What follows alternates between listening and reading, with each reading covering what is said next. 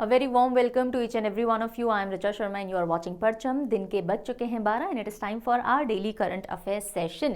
Today is 17th of February and वही माघ महीना चल रहा है, वही शुक्ल पक्ष और आज अष्टमी है. आज शुरुआत आपसे एक क्वेश्चन पूछते हुए मैं करती हूँ. अभी बहुत जल्द होली का त्यौहार आने वाला है, isn't it? India will be observing the colorful festival of Holi. बताइए कौन सी तिथि को होली त्यौहार मनाया जाता है? तिथि बताइए. मैं रोज आपसे तिथि डिस्कस करती हूँ ना. चलिए आज आप मुझे बताइए होली त्योहार की तिथि क्या होती है. आज का करंट अफेयर डिस्कस करना स्टार्ट करें उससे पहले कल जो हमने करंट अफेयर कवर करने के बाद क्वेश्चन ऑफ द डे पूछा था, यानी कि 16th ऑफ फरवरी का क्वेश्चन ऑफ द डे, उसका डिस्कशन कर लेते हैं. PM Modi recently inaugurated Bochasanwasi Akshar Purushottam Swami Narayan Sanstha temple in which city of UAE. PM Modi दौरे पे थे यूएई के. He was on a visit to UAE और उस दौरान उन्होंने बीएपीएस टेम्पल का इनॉग्रेशन किया, जो कि इस रीजन में सबसे बड़ा हिंदू टेम्पल बताया जा रहा है. सो वो कौन से सिटी के अंदर इनॉग्रेट किया गया, ये आपसे पूछा गया था. सबने बिल्कुल राइट आंसर दिया, Abu Dhabi.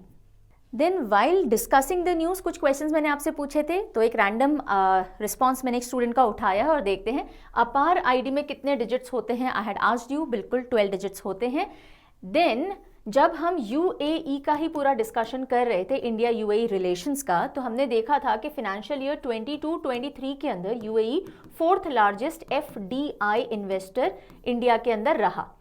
4th largest FDI investor. तब मैंने आपसे पूछा था टॉप 3 कंट्रीज जो कि एफडीआई में सबसे ऊपर रहे इन द ईयर 22-23. तो राइट सीक्वेंस होगा फर्स्ट पे Singapore, then Mauritius, then United States of America. कुछ बच्चे यहाँ कंफ्यूज हुए थे. This is the right sequence. I am talking about the financial year 2022-2023, जिस फाइनेंशियल ईयर में ही यूएई 4th नंबर पे रहा था. देन हम बात कर रहे थे यूनाइटेड स्टेट्स का पहला प्राइवेट, बहुत सालों बाद, मतलब ऑलमोस्ट 50 सालों बाद एक मून लैंडर मिशन भेजा गया है, पर प्राइवेट कंपनी द्वारा भेजा गया है. और उस टाइम मैंने आपसे पूछा था कि जो 5th कंट्री बना था Japan to do soft landing on moon, तो कौन से मिशन के चलते ये सॉफ्ट लैंडिंग की गई थी? So yes, SLIM mission, smart lander for investigating moon. So ये राइट आंसर होगा. एंड ऑफ कोर्स मैंने ये भी पूछा था कि यूएसए का, क्योंकि कहा जा रहा है कि 50 सालों के बाद अब कोई मून मिशन भेजा गया, ऑल्दो प्राइवेट कंपनी ने भेजा है, तो लास्ट मून मिशन कब, कौन सा था?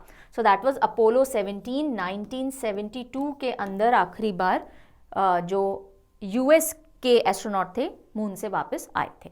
ओके एंड ये हमने, अच्छा ये मैंने पूछा नहीं था, ठीक है. Largest fuel retailer company India की कौन सी है? इंडिया रिलायंस है. कुछ बच्चों ने ओसीआई लिखा है, नहीं ओसीआई नहीं है. रिटेल के अंदर अगर हम बात करें तो रिलायंस टॉप पे आती है. ठीक है जी, ये सारा डिस्कशन हमने कल के सेशन से रिलेटेड कर लिया. क्योंकि मैं बीच बीच में बहुत सारे क्वेश्चन पूछती रहती हूँ, उनका आंसर डिस्कस करना ज़रूरी है, नहीं तो आप में से कई बच्चे रह जाएंगे, मैम क्या क्वेश्चन था, पता ही नहीं आंसर क्या है उसका. That is why it is needed. अब आज की कहानी जो हम शुरू करेंगे वो हम स्टेट न्यूज़ से शुरू करेंगे. ठीक है.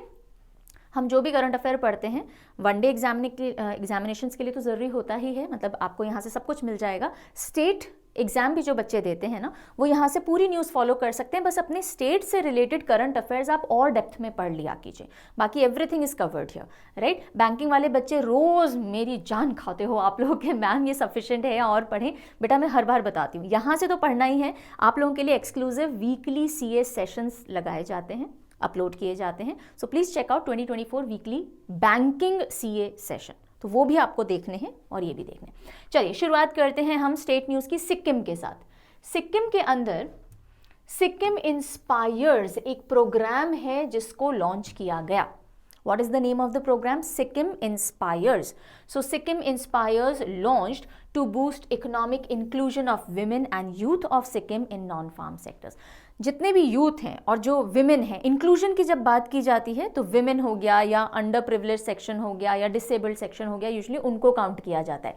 यहाँ इंक्लूजन का मतलब विमेन से है. तो जितने भी यूथ हैं, जितने भी विमेन हैं, उनको इकोनॉमिक डेवलपमेंट में जोड़ना, कैसे? ट्रेनिंग करवाई जाएगी, फिर उनको एम्प्लॉयमेंट अपॉर्चुनिटीज से जोड़ा जाएगा. तो इस ऑब्जेक्टिव के साथ में एक प्रोग्राम लॉन्च किया गया है, सिक्किम इंस्पायर्स. इसकी न्यूज़ हम देखते हैं. So Sikkim Inspires, a World Bank assisted program launched in state. कौन सी संस्था है या कौन सी ऑर्गेनाइजेशन या इंस्टीट्यूशन है जो इसको सपोर्ट कर रहा है? वर्ल्ड बैंक कर रहा है. कौन कर रहा है? World bank. Who is the head of world bank? जल्दी से write down in the comment section. ठीक है, चलिए। सो सिक्किम इंस्पायर्स का पहले फुल फॉर्म देखेंगे, integrated service provision and innovation for revising economics. जो भी इकोनॉमी है स्टेट की, उसके अंदर यूथ ज़्यादा से ज़्यादा पार्टिसिपेट करें, विमेन ज़्यादा पार्टिसिपेट करें, इसके लिए इस प्रोग्राम को लाया गया है। और कब लॉन्च किया गया? 15 फरवरी को गैंगटॉक के अंदर। और इसके अंदर सिक्किम गवर्नमेंट तो है ही, साथ वर्ल्ड बैंक ने आकर के अपनी पार्टनरशिप के अंदर ये प्रोग्राम लॉन्च करवाया है। रीज़न हमने देख ही लिया, इकोनॉमिक ग्रोथ और बूस्ट हो सके और इन दोनों ही सेक्शंस का इंक्लूजन हो सके। 9 गवर्नमेंट डिपार्टमेंट्स जो हैं सिक्किम गवर्नमेंट के, अगले 5 साल तक वो कोशिश करेंगे कैपेसिटी बिल्ड की जाए अक्रॉस वेरियस सेक्टर्स, यूथ की, नौजवानों की और विमेन की कैपेसिटी बिल्ड की जाए, उनको एम्प्लॉयमेंट अपॉर्चुनिटीज से जोड़ा जाए ताकि सिक्किम की इकोनॉमिक ग्रोथ और बढ़ सके। न्यूज़ समझ में आ गई? प्रोग्राम का नाम क्या है? सिक्किम इंस्पायर्स। वर्ल्ड बैंक की असिस्टेंस से और सिक्किम गवर्नमेंट ने इसको लॉन्च किया। ठीक है जी, ओके।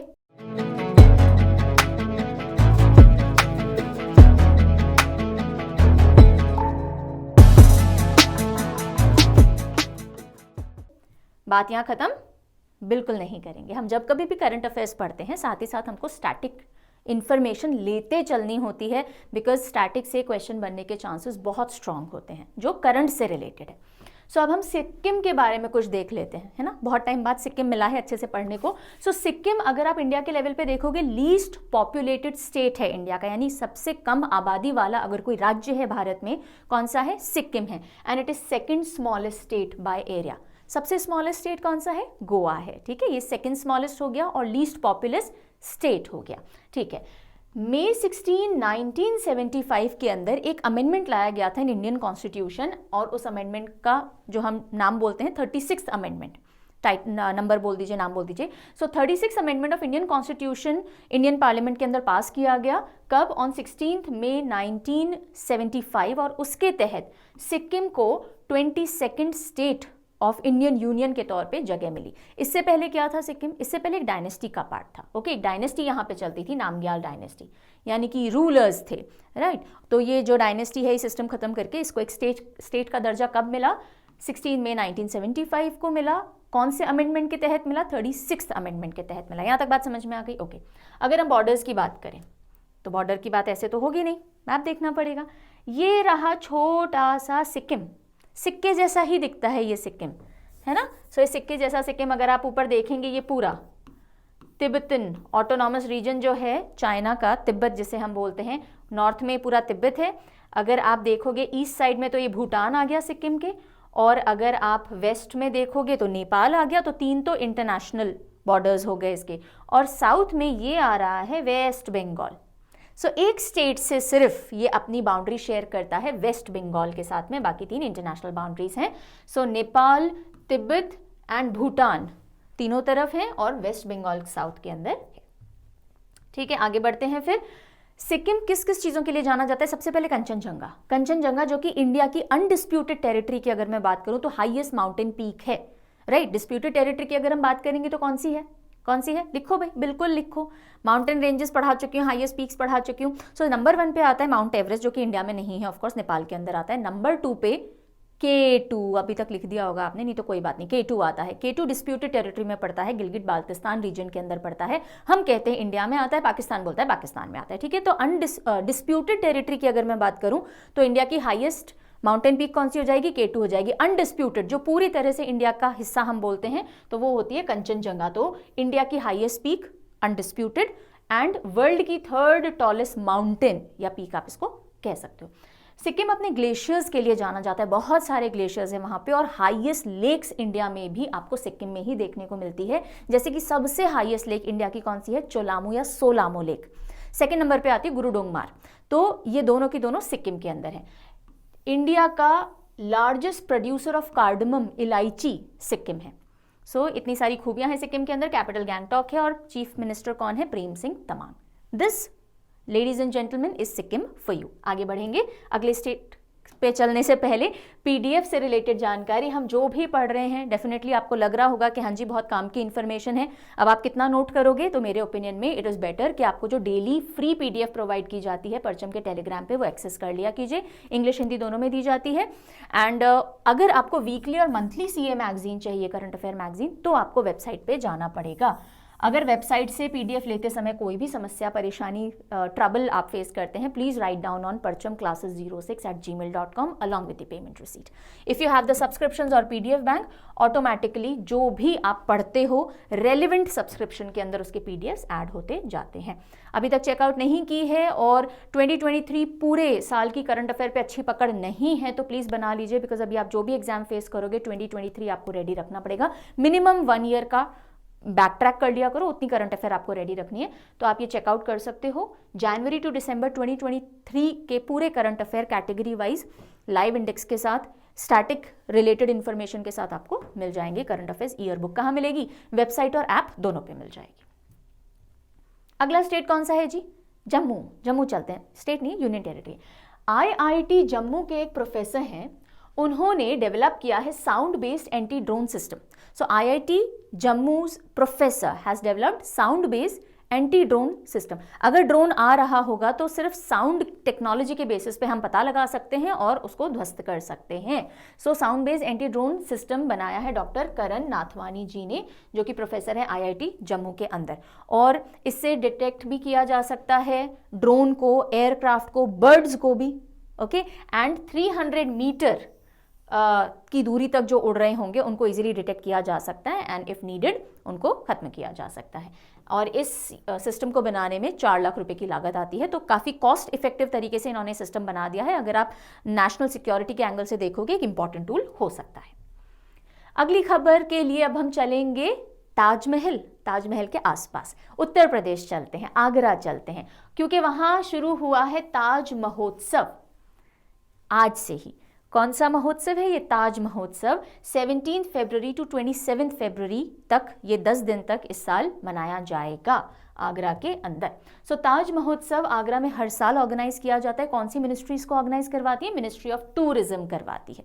ये उनके एनुअल कैलेंडर का हिस्सा है, हर साल होता है। ओके, 10 दिन का कल्चरल फेस्टिवल होता है। इस बार 17 से 27 फरवरी, 17 टू 27 फरवरी होगा शिल्पग्राम में, जो कि ताजमहल के ईस्टर्न गेट के आसपास आता है। तो शिल्पग्राम याद रख लीजिए, गेट का नाम याद रखने की जरूरत नहीं है। थीम क्या है इस बार की? संस्कृति और समृद्धि। हमारी संस्कृति और उसी से समृद्धि, यानी आ कल्चर और उसी से रिलेटेड हमारी ग्रोथ डेवलपमेंट। सो संस्कृति एंड समृद्धि। इसमें जो भी इंडिया से, अक्रॉस इंडिया क्राफ्ट्समैन आते हैं, परफॉर्मर्स आते हैं, तो वो अपनी कला, अपनी आर्ट एंड क्राफ्ट, इन सब चीज़ों का वहाँ पे शोकेस करते हैं, बिकॉज एक पूरा फेस्टिवल है, ग्रैंड फेस्टिवल है, उसकी तरह मनाया जाता है। ठीक है जी। सो ताज महोत्सव कहाँ होता है? ताज कहाँ है? आगरा के अंदर है, वहीं होता है। और शिल्पग्राम में होता है। 10 दिन का फेस्टिवल होता है। थीम ध्यान रखिएगा, संस्कृति और समृद्धि। देन अगली खबर उत्तर प्रदेश से क्या है? That grant under Kanya Sumangala योजना increased from 15,000 to 25,000। Uttar Pradesh में एक स्कीम चल रही है, मुख्यमंत्री कन्या सुमंगला योजना। क्या नाम है स्कीम का? मुख्यमंत्री कन्या सुमंगला योजना। तो कभी क्वेश्चन आ जाता है मुख्यमंत्री कन्या सुमंगला योजना कौन से स्टेट से रिलेटेड है? उत्तर प्रदेश से। सो उत्तर प्रदेश की ये जो स्कीम है, इसके तहत पहले 15,000 रुपीज का ग्रांट दिया जाता था गर्ल चाइल्ड को over in instalments. Okay, 6 instalments के अंदर अलग अलग स्टेजेस पे, जब वो पैदा होगी, फिर जब वो स्कूल एनरोल करेगी, इतना पढ़ेगी, डिप्लोमा कर लेगी, etcetera etcetera. Okay, so total मिला के 15,000 का ओवर द इयर्स ग्रांट दिया जाता था। उस राशि को बढ़ा करके, उस अमाउंट को बढ़ा करके कितना कर दिया गया? 25,000। This is the news. So now ये तो इतनी न्यूज हो गई। Now we need to look at Kanya Sumangala Yojana also. So Uttar Pradesh government ने ग्रांट इंक्रीज कर दिया है from 15 to 25,000 beginning the financial year 24-25, यानी अब जो फाइनेंशियल ईयर होगा 2024-25 उसमें इसको लागू किया जाना है। ये इंक्रीज 1 अप्रैल 2024 से इम्प्लीमेंटेशन में आ जाएगा। ये जो अमाउंट है बर्थ ऑफ डॉटर्स से लेके उनके अंडर ग्रेजुएट या डिप्लोमा होल्ड करने तक 6 इंस्टॉलमेंट्स में टोटल दिया जाता है। अप्रैल 2019 के अंदर इस स्कीम को लॉन्च किया गया था। सो मुख्यमंत्री सुमंगला कन्या योजना कब कन्या सुमंगला योजना कब लॉन्च की गई थी? अप्रैल 2019 के अंदर। और बच्चियों की भ्रूण हत्या ना की जाए, फीमेल फीटिसाइड इन्फेंटिसाइड ना हो, उनको पढ़ाया लिखाया जाए, तो इसके लिए इंसेंटिवाइज करने के लिए पेरेंट्स को ये जो स्कीम है लाई गई थी। उनकी तबीयत पे भी ध्यान दीजिए, हेल्थ पे भी ध्यान दीजिए। तो आप खर्चा ज़्यादा मत करो, सरकार भी कंट्रीब्यूट करेगी थोड़ा थोड़ा, पर आप बच्चियों को पढ़ाओ लिखाओ बढ़ाओ, इस तरह से एक इंटेंशन के साथ में शुरू किया गया था। बहुत सारे स्टेट्स हैं जिनमें गर्ल चाइल्ड को लेकर के बहुत सारी स्कीम्स चलती हैं इस तरह की। राइट। सो यूपी की स्कीम का नाम क्या है? मुख्यमंत्री कन्या सुमंगला योजना। Okay, then PM Modi dedicated, अब हम आते हैं यूपी से Haryana. PM Modi dedicated to the nation and laid foundation stone of multiple development projects worth more than 9,750 crores in Rewari, Haryana. So UAE और कतर के दो दौरे पे थे पीएम मोदी, वहां से सीधे अब कहाँ पहुंच गए? हरियाणा पहुंच गए आकर के। अब वहां उन्होंने काफ़ी सारे प्रोजेक्ट्स को इनॉग्रेट किया है, फाउंडेशन स्टोन ले किया है। टोटल वर्थ कितनी है इन प्रोजेक्ट्स की? 9,750 करोड़ रुपए से भी ज़्यादा के प्रोजेक्ट्स यहाँ पे लॉन्च या फाउंडेशन रखे गए हैं, जिनमें से कुछ एक इंपॉर्टेंट हम देखेंगे, जैसे कि एम्स रेवाड़ी हरियाणा का फाउंडेशन स्टोन रखा गया। ओके, सो देश का 22 नंबर का एम्स, अब उसका फाउंडेशन स्टोन कहाँ रखा गया? रेवाड़ी हरियाणा के अंदर रखा गया, All India Institute of Medical Sciences. Then PM Modi also inaugurated a very unique experiential centre जिसका नाम है ज्योतिसर अनुभव केंद्र इन कुरुक्षेत्र। कुरुक्षेत्र जो महाभारत के लिए जाना जाता है, गीता का ज्ञान वहां दिया गया था ऐसा माना जाता है, तो वहीं पर ज्योतिसार अनुभव केंद्र एक एक्सपीरियंस सेंटर है, उसको इनॉग्रेट किया गया, जहां टेक्नोलॉजी से 3D से और बहुत सारी टेक्नोलॉजी है, जैसे कि आपको कुछ फिगरीन्स दिखेंगे और मूवमेंट करते हुए दिखेंगे, फिर कुछ 3D टेक्नोलॉजीज दिखेंगी। सो जैसे महाभारत का युद्ध हो रहा था वो शोकेस किया जाएगा। बहुत एक एक्सपीरियंस है, मतलब आप जाकर के वो सारी चीज़ें जो कुरुक्षेत्र में हुई होंगी उनको एक्सपीरियंस यहाँ पे कर सकते हो। सो इसको इनॉग्रेट किया गया। ठीक है, तो यहाँ 2 पॉइंट्स आपको ध्यान रखने हैं। 22 एम्स कहाँ बनने जा रहा है? रेवाड़ी हरियाणा के अंदर। और ज्योतिसार अनुभव केंद्र कहाँ इनॉग्रेट किया गया? कुरुक्षेत्र हरियाणा के अंदर। सीएम कौन है हरियाणा के? मनोहर लाल खट्टर जी। गवर्नर कौन है? बंडारू दत्तात्रेय जी। अगली खबर भी हरियाणा से है और एक स्कीम लॉन्च की गई है। सो हरियाणा के सीएम जी ने लॉन्च की है वन मित्र योजना। कौन सी योजना है? वन मित्र योजना 2024, और इसका रजिस्ट्रेशन एक्सेट्रा स्टार्ट हो गया है। सो जिन एरियाज में फॉरेस्ट नहीं है, जंगल नहीं है, ज़्यादा पेड़ पौधे नहीं है, वहाँ पे फॉरेस्टेशन को बढ़ावा देने के लिए, और पौधारोपण तो बहुत लोग कर देते हैं, पेड़ लगा तो देते हैं पर उसका ध्यान नहीं रखते, तो वो पेड़ बहुत जल्दी मर जाता है। सो ऐसा ना हो, पेड़ लगाए जाएं और बहुत समय तक उनको ध्यान भी रखा जाए, उनका रख रखाव किया जाए। इस चीज़ को इंसेंटिवाइज करने के लिए इस स्कीम को लाया गया है, वन मित्र योजना। समझ में आई यहाँ तक की बात? कौन से स्टेट ने लॉन्च की है ये स्कीम? हरियाणा ने की है। सो Haryana launches one Mitra scheme.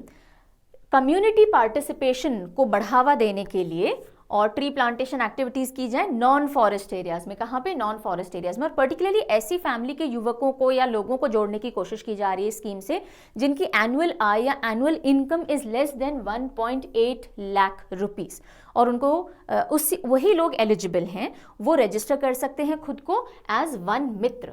Portal launch कर दिया गया है इसका, तो वहां जाके रजिस्ट्रेशन करवाए जा सकते हैं एंड देन उनको अलग अलग लेवल पे इंसेंटिव दिया जाएगा। जैसे जब वो, अभी हम देख लेंगे, जब वो गड्ढा खोदेंगे और उसका फोटो वगैरह अपलोड करेंगे तो उनको कुछ राशि आएगी, जब वो पेड़ लगा देंगे राशि आएगी, कुछ टाइम बाद पेड़ अगर बड़ा हो गया फिर उसकी फोटो दीजिए फिर राशि आएगी। तो इस तरह से पूरी जियो ट्रैकिंग वगैरह के साथ में ये काम होगा। We'll see one by one. So हर वन मित्र को इंसेंटिव मिलेगा बेस्ड ऑन मेंटेनेंस, और मैक्सिमम कितने पौधे लगा सकते हैं वन मित्र? 1000 पौधे लगा सकते हैं, इससे ज़्यादा नहीं। ऐसा नहीं कि मैंने लाखों पौधे लगा दिए और बहुत, मैं तो करोड़पति बन गया, ऐसा नहीं कर सकते हो। ठीक है, सो 1000 सैपलिंग्स लगाई जा सकती हैं। जो लोग 18 से 60 साल की उम्र के बीच में हैं वो इसमें पार्टिसिपेट कर सकते हैं, स्कीम का हिस्सा बन सकते हैं, और एलिजिबिलिटी मैंने बता दी आपको एनुअल इनकम वाली। उनको नॉन फॉरेस्ट लैंड ढूंढना होगा अपने ही गांव, शहर या कस्बे के अंदर ही।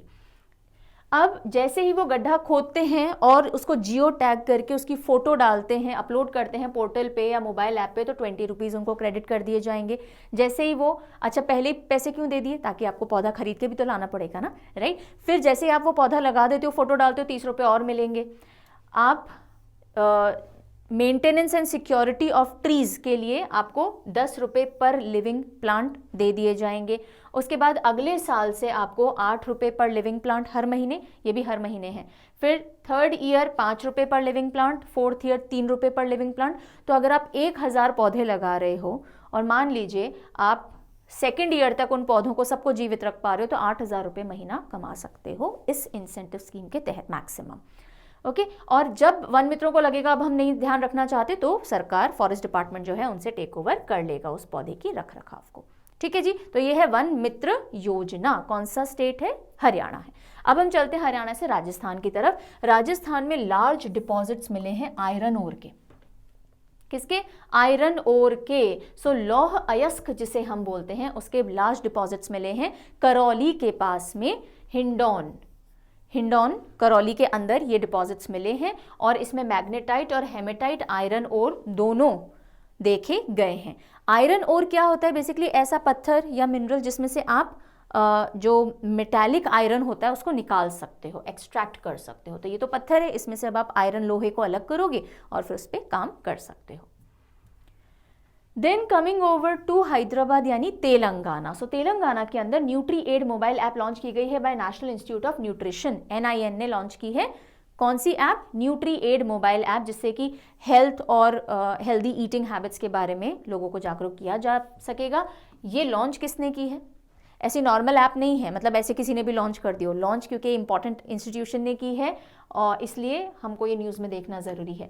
ICMR यानी Indian Council of Medical Research के नेशनल इंस्टीट्यूट ऑफ न्यूट्रिशन ने इसको लॉन्च किया है in collaboration with University of Augsburg and German Institute of Human nutrition.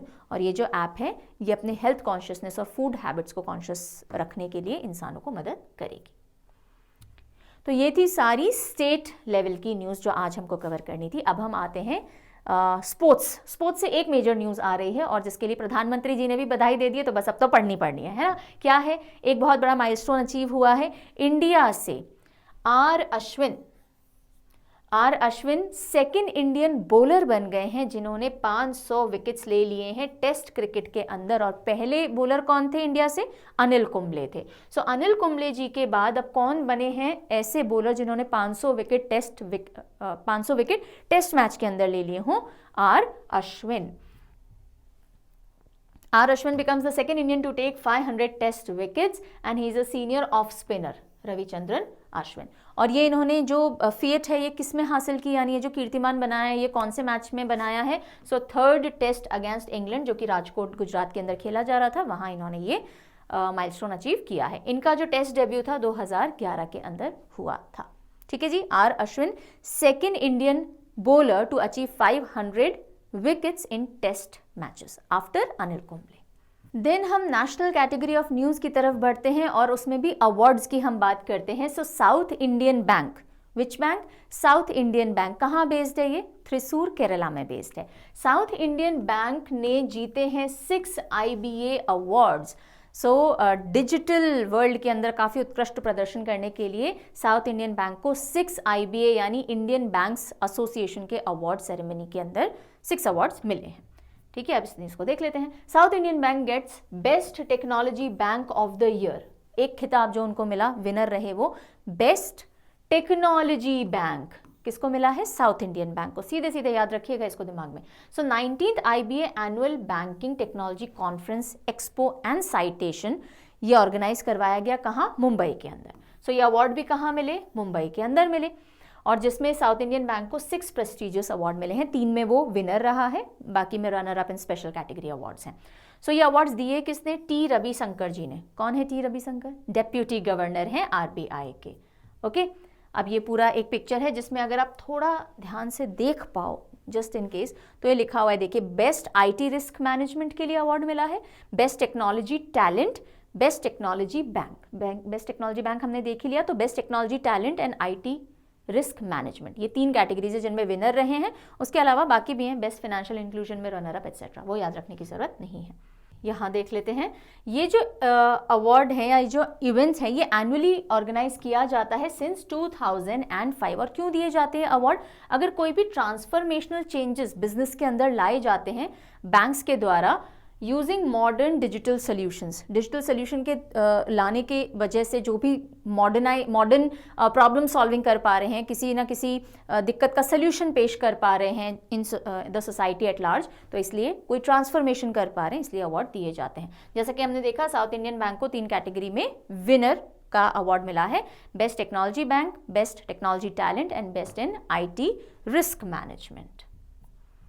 अगली खबर पे बढ़े उससे पहले साउथ इंडियन बैंक की ट्रिविया देख लेते हैं, स्टैटिक पोर्शन देख लेते हैं। One of the earliest banks है साउथ इंडिया का, ओके, एंड कब बना था? 29 जनवरी 1929 के अंदर थ्रिसूर केरला बेस्ड है, and PR.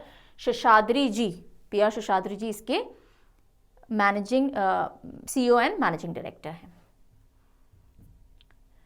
Okay, national film award से आप सब परिचित होंगे। नेशनल फिल्म अवार्ड्स दिए जाते हैं हर साल, और 2 साल का डिले चलता है अब देने में, बिकॉज कोविड के चलते, जैसे अगर 2021 के हैं तो 2023 में दिए गए थे। National film awards 2021 were given in 2023। तो चलो मैं कुछ समझाऊं उससे पहले मुझे बता दीजिए, national film awards for the year 2021 जो कि 2023 में दिए गए थे, उसमें दादा साहब फाल्के अवार्ड किसको मिला था, किसको दिया गया था? पहले तो ये आंसर करो। अब एक खबर ये आ रही है नेशनल फिल्म अवार्ड से रिलेटेड कि नेशनल फिल्म अवार्ड्स में बहुत सारी कैटेगरी में अवार्ड दिए जाते हैं, और 2 कैटेगरीज ऐसी थी जिनमें इंदिरा गांधी जी के नाम पे एक अवार्ड था और नरगिस दत्त जी के नाम पे भी एक अवार्ड था। तो उन अवार्ड्स में से इन दोनों के नाम हटा लिए गए हैं और उन अवार्ड्स को रीनेम कर दिया गया है। और सिर्फ एक यही चेंज नहीं किया गया, काफ़ी और सारे चेंजेस भी किए गए हैं। कुछ कैटेगरीज जो ओवरलैपिंग जैसी थी उनको मिक्स करके कॉमन कर दिया गया है। प्राइज मनी जो थी अवार्ड्स में उसको बढ़ा दिया गया है, राइट। सो ये अब हम न्यूज़ पढ़ेंगे किससे रिलेटेड? नेशनल फिल्म अवार्ड से related. Names of Indira Gandhi and Nargis Dutt dropped from national film awards. ये तो हेडलाइन हो गई, बिकॉज न्यूज़पेपर वालों को भी ऐसे ही थोड़ा मसाला देने में बढ़िया लगता है ना, सिर्फ यही चेंज नहीं, बहुत सारे और चेंज भी हैं। So the committee of rationalisation of film awards को गठित किया गया। कौन बताता है चेंजेस? कोई ना कोई कमेटी बनाई जाती है। कोई भी अगर नेशनल लेवल की चीज़ है उसमें आप ऐसे ही बदलाव नहीं कर सकते। कमेटी गठित की जाएगी, फिर वो अपने रिकमेंडेशन देगी, उसके बेसिस पे चेंजेस किए जाएंगे, right. So committee for rationalisation of film awards को Ministry of Information and Broadcasting ने बनाया था, और उसके रिकमेंडेशन के हिसाब से काफ़ी सारे चेंजेस आए हैं। तो पहले तो हम नाम में जो फेरबदल हुआ है वो देखते हैं। पहले जो Indira Gandhi award for best debut film of a director, कोई डायरेक्टर जिसकी पहली फिल्म है ना, डेब्यू फिल्म के लिए अगर कोई अवार्ड था तो इस नाम से था, अब उसको चेंज करके best debut film of a director कर दिया गया है। इतना नाम कर दिया गया है, इंदिरा गांधी अवार्ड हटा दिया गया। दूसरा जो अवार्ड था, Nargis Dutt award for best feature film on national integration, best feature film for national integration, Nargis Dutt award. ये जो था इसका नाम चेंज करके best feature film promoting national social and environmental values, ये नाम कर दिया गया है। Promoting national social and environmental values, national integration हटा दिया, नरगिस दत्त अवार्ड हटा दिया, ठीक है। इसके अलावा कैश प्राइजेस जो है सभी कैटेगरीज में उनको भी सब्सटैंशियली इंक्रीज किया गया है। For example Dada Saheb Phalke award, जिसमें पहले 10 लाख रुपए की राशि दी जाती थी अलॉन्ग विद अदर थिंग्स, सो 15 लाख रुपए उसको बढ़ा करके कर दिया गया है। ये जो चेंजेस हैं ये regulations of 70th national film awards 2022 में आपको दिखेंगे। जो नेशनल फिल्म अवार्ड्स 2021 थे जो कि 2023 में दिए गए थे, वो कौन सा एडिशन था? 69th एडिशन था। इसी का मैंने आपसे पूछा दादा साहब फाल्के अवार्ड किसको मिला है। अब जो होंगे 2024 के अंदर वो 2022 वाले होंगे और वो 70th एडिशन होंगे। समझ में आ गई यहाँ तक बात? ओके जी, अगली न्यूज़ की तरफ बढ़ेंगे फटाफट। इसरो की तरफ से न्यूज़ आ रही है, इसरो ने अपनी एक सैटेलाइट को वापस धरती पे बुला लिया था और उसके बाद अब वो ध्वस्त हो गई है, ओशन के अंदर समा चुकी है। क्यों? Because it is no more in use. So कौन सी वो सैटेलाइट है वो हमको देखना है। इसरो की हाई रेजोल्यूशन इमेजिंग सैटेलाइट, बहुत हाई रेजोल्यूशन पे पिक्चर्स लेती थी ये सैटेलाइट, ठीक है, अर्बन एरियाज की पर्टिकुलरली। तो अर्बन प्लानिंग एंड डेवलपमेंट में बहुत इंपॉर्टेंट रोल ये प्ले करती थी। कौन सी सैटेलाइट है? कार्टोसैट 2।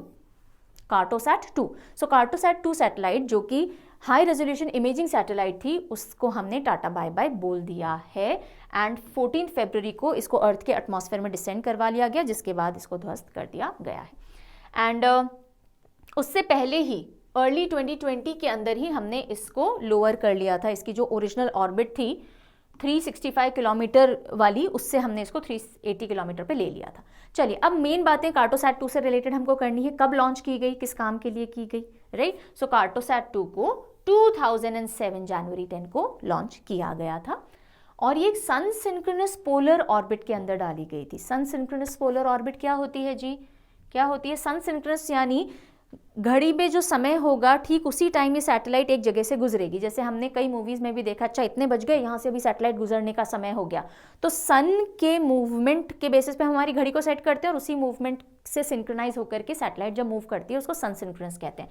पोलर ऑर्बिट ये जो पोल्स के आसपास से ऐसे गुजरती है, ऐसे नहीं जाती है ये। ओके, सो दिस इज, यहाँ तक की बात समझ में आ गई? ओके जी। फिर अंटिल 2019 इसने हाई रेजोल्यूशन इमेज वगैरह प्रोवाइड की थी अर्बन प्लानिंग के लिए 2090 तक। Now it was no more in function, तो हमने इसको हटा दिया है जी। चलिए, ये एक पिक्चर है फॉर एग्जांपल जो इस सैटेलाइट ने दी थी हमें। अगली खबर की तरफ बढ़ेंगे और अब हम एक इंडेक्स डिस्कस करेंगे। इंडेक्स कौन सा है जी? इंडेक्स है बर्गंडी प्राइवेट एंड यूरन का टॉप 500 कंपनीज से रिलेटेड एक रैंकिंग सामने आई है, उसकी हम बात करेंगे। सो 2023 Burgundy private यूरन India 500 top 500 companies, listed हो चाहे अनलिस्टेड हो। बर्गंडी प्राइवेट क्या है? एक्सिस बैंक का ही एक प्राइवेट बैंक है ये, यस। और यूरन इंडिया, इन्होंने साथ में मिलकर के लिस्ट इशू की है, जिसमें आप देख सकते हो रिलायंस इंडस्ट्रीज लिमिटेड जो है वो टॉप पे है, TCS Tata consultancy services second number पे है, थर्ड पे एचडीएफसी बैंक का नाम दिख रहा है। 2023 Burgundy private यूरन India 500 list, axis bank का प्राइवेट बर्गंडी प्राइवेट और यूरन इंडिया ने थर्ड एडिशन इस लिस्ट का इशू किया है, जिसके हिसाब से अच्छा इस लिस्ट में शामिल उन्हीं कंपनीज को किया जाता है जिनका एनुअल, जो आप बोल दीजिए टर्नओवर या जिनका एनुअल जो वैल्यूएशन होता है वो 6,700 करोड़ मिनिमम होता है, वही इस लिस्ट में शामिल किए जाते हैं। Reliance, TCS, HDFC bank top 3 पे रहे। टोटल 437 ऐसी कंपनीज थी आउट ऑफ दिस 500 जिनके टॉप मैनेजमेंट के अंदर फीमेल रिप्रेजेंटेशन देखा गया बोर्ड के अंदर। 26% कंपनीज ऐसी थी जो कि अनलिस्टेड थी, यानी कि वो स्टॉक एक्सचेंज पे लिस्टेड नहीं थी।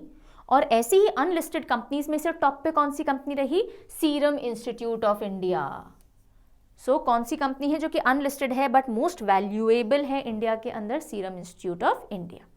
ठीक है जी, ये कुछ हाइलाइट्स थे। ओके, आगे बढ़े उससे पहले अगर आपको इंटरेस्ट है अपनी करंट अफेयर्स के साथ साथ अपनी जनरल अवेयरनेस को भी बहुत स्ट्रॉन्ग करने में, then you can definitely go and check out this course on Parcham app, SSC general awareness target 2024।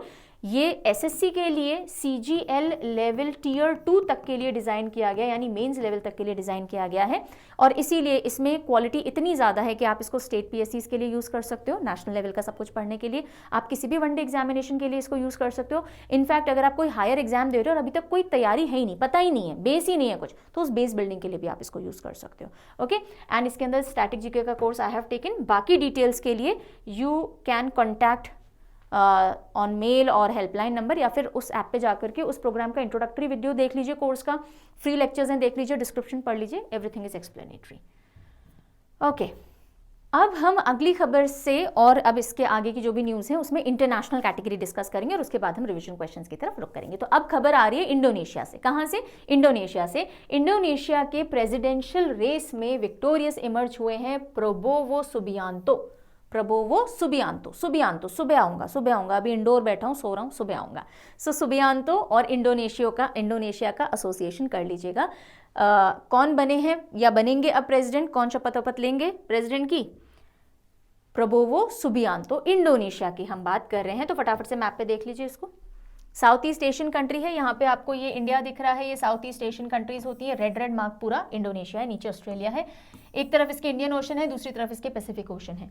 तो ओशिनिया और साउथ ईस्ट एशिया वाले एरिया के अंदर पड़ता हुआ ये कंट्री है, and it is the largest archipelagic country in the world. Archipelago बोलते हैं ग्रुप ऑफ आइलैंड्स को। ऐसा देश जिसके पास सबसे ज्यादा ग्रुप ऑफ आइलैंड्स हैं वो इंडोनेशिया है। कैपिटल जकार्ता है, करेंसी इसकी रुपया, इंडोनेशियन रुपया। नेक्स्ट न्यूज आ रही है ग्रीस से, and Greece has legalised same sex marriage, one of the most orthodox Christian countries to legalise same sex marriage. कौन बन गई है कंट्री? ग्रीस बन गई है। So Greece has become one of the first, not the most भी बोल सकते हो, फर्स्ट भी, यानी ऑर्थोडॉक्स क्रिश्चियन कंट्रीज जो हैं उनमें पहली ऐसी कंट्री जिसने सेम सेक्स मैरिज को लीगलाइज किया है वो ग्रीस बन गई है। एंड अदरवाइज सबसे पहली कंट्री कौन सी थी जिसने सेम सेक्स मैरिज को लीगलाइज किया था? 2001 के अंदर, 2001 में नेदरलैंड्स ने किया था। So the Netherlands in 2001 had become the first country to legalize same sex marriage, और उसके बाद से करीब 30 कंट्रीज हैं जिन्होंने लीगलाइज कर रखा है। लेकिन अगर हम ऑर्थोडॉक्स क्रिश्चियन कंट्रीज की बात करें तो उनमें से एक ग्रीस अपने आप में पहली तरह की बन गई है। देन अगली खबर आ रही है, India chairs 62nd session of commission for social development. Commission for social development का 62nd नंबर का सेशन किसने चेयर किया? इंडिया ने चेयर किया, और एक बहुत बड़ा डेवलपमेंट इंडिया के रहा, बड़ी बात रही, बिकॉज 1975 के बाद अब हमने इस सेशन को चेयर किया है। और हमारी तरफ से who is the person who has chaired it? So our permanent representative to United Nations Ruchira Kamboj, she chaired this session. Okay, और ये 5 से 15 फरवरी हुआ। हेडक्वार्टर्स जो है यूनाइटेड नेशंस के न्यूयॉर्क, वहीं पर। सेशन के अंदर बेसिकली इंटरनेशनल कोऑपरेशन, हम सोशल डेवलपमेंट इश्यूज पे कैसे ला सकते हैं, अलग अलग जो सोशल मुद्दे होते हैं उस पे कैसे इंटरनेशनली हम कोऑपरेट कर सकते हैं, इससे रिलेटेड डेलिब्रेशंस, डिस्कशंस हुए। और ये जो कमीशन ऑन सोशल डेवलपमेंट है, ये किसके तहत आता है? इकोसॉक, यानी इकोनॉमिक एंड सोशल काउंसिल की ही एक फंक्शनल बॉडी है। हमने प्रिंसिपल ऑर्गन्स देखे थे, कई बार पहले भी पढ़ चुके हैं। यूनाइटेड नेशंस के 6 प्रिंसिपल ऑर्गन्स होते हैं, ठीक है, और उन 6 प्रिंसिपल ऑर्गन्स में से एक है इकोसॉक, इकोनॉमिक एंड सोशल काउंसिल, और उसके तहत ये कमिटी आती है। इस बार की थीम क्या रही? Fostering social development and social justice through social policies to accelerate progress on implementation of 2030 agenda for sustainable development and to achieve overarching goal of poverty eradication। तो 2030 के जो हमारे गोल्स हैं और जो पॉवर्टी इरेडिकेट करने से रिलेटेड हैं, उन सब के लिए और तेजी से कदम हम उठाएं, इस ये थीम रही। अगले साल जो सेशन होगा उसको कौन चेयर करेगा? Poland. Poland will be presiding over the 63rd session on Commission for Social Development in 2025। ठीक है जी।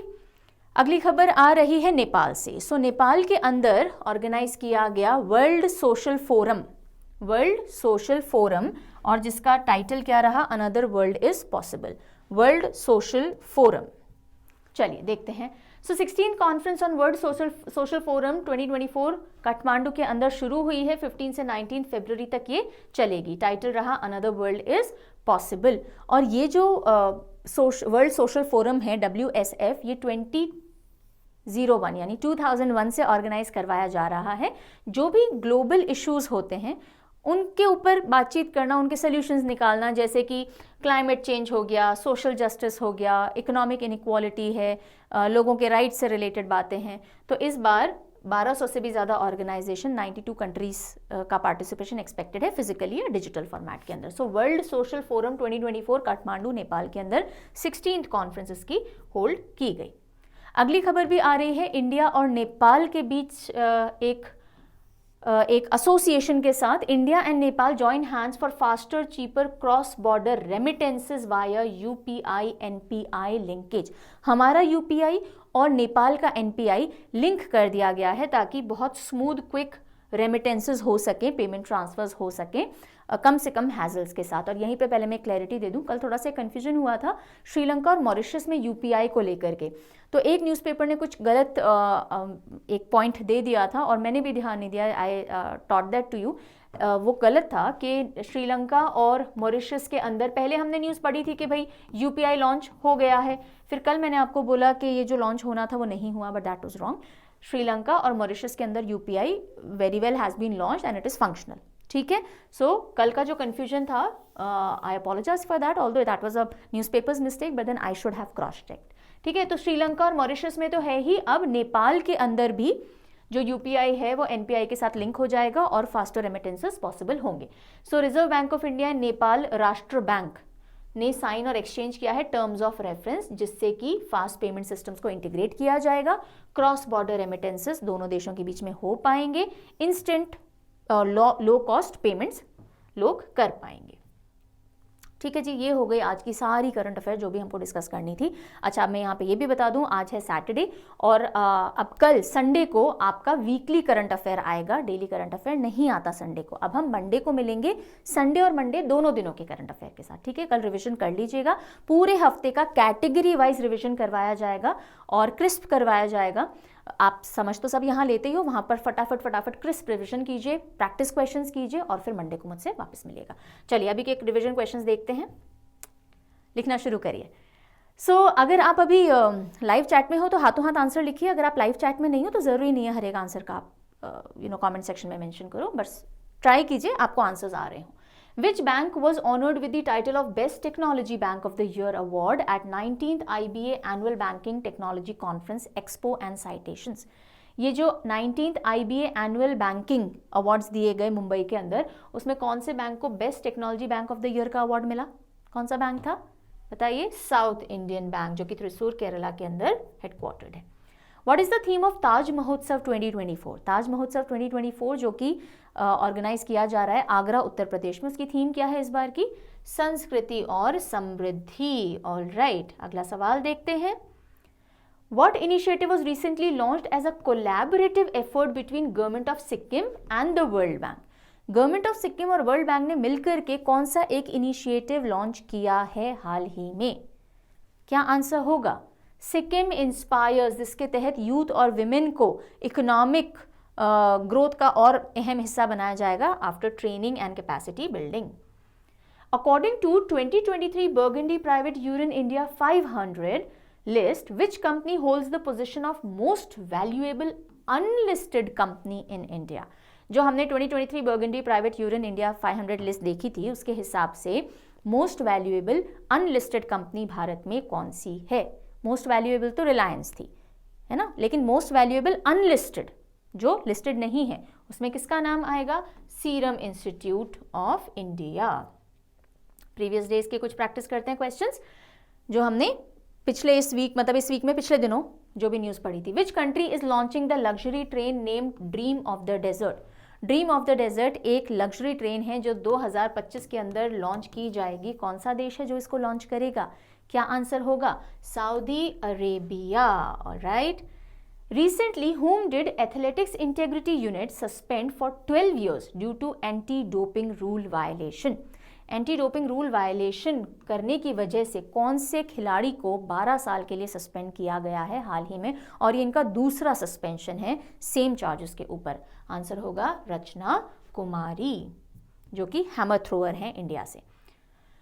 What is the name of UPI RuPay credit and debit card launched at Abu Dhabi? जब PM Modi गए थे अभी UAE, तो वहाँ पे Abu Dhabi में हमारे प्राइम मिनिस्टर और वहाँ के प्रेसिडेंट ने मिलकर के एक UPI RuPay credit and debit card के ऊपर बेस्ड एक कार्ड लॉन्च किया। उसका नाम क्या है बताइए? क्या नाम है उसका? Jaywan card. Jaywan card. Then which Indian state's police force has become the first in the country to use drones for launching tear gas devices? So tear gas devices को लॉन्च करने के लिए ड्रोन्स का इस्तेमाल करने वाली पहली कौन सी स्टेट गवर्नमेंट की पुलिस बन गई है? कौन सा राज्य है वो? हरियाणा की पुलिस, यानी Haryana police is the right answer. Then Ranjit Kumar Agarwal assumes the position of president in which organization? Ranjit Kumar Agarwal जो हैं वो कौन सी ऑर्गेनाइजेशन के प्रेसिडेंट के तौर पे अपॉइंट कर दिए गए हैं और उन्होंने अपनी पोजीशन ले ली है? अग्रवाल साहब, रंजीत कुमार अग्रवाल, बहुत सारे अग्रवाल सीए होते हैं, सो ICAI, institute of chartered accountants of India. और ये आपके लिए क्वेश्चन ऑफ द डे है जिसका आंसर आप सभी everybody will be writing in the comment section. Question है which Indian state recently launch the Van Mitra scheme? Van Mitra scheme जो है उसको हाल ही में कौन से राज्य ने लॉन्च किया है? So this was all from my side for today. I really hope जो भी पढ़ाए समझ में आ गया होगा। इसके बाद आप टेलीग्राम पे जाकर के डेली प्रैक्टिस करवाई जाती है सीए के क्वेश्चंस की, वो आप अटेम्प्ट कर लीजिएगा। एंड कल आप वीकली सेशन अटेंड करोगे और मंडे को फिर आप मुझसे वापस मिलोगे। कल वीकली क्विज भी आती है टेलीग्राम के ऊपर, वो भी अटेम्प्ट कीजिएगा। Take good care of yourself. Bye bye.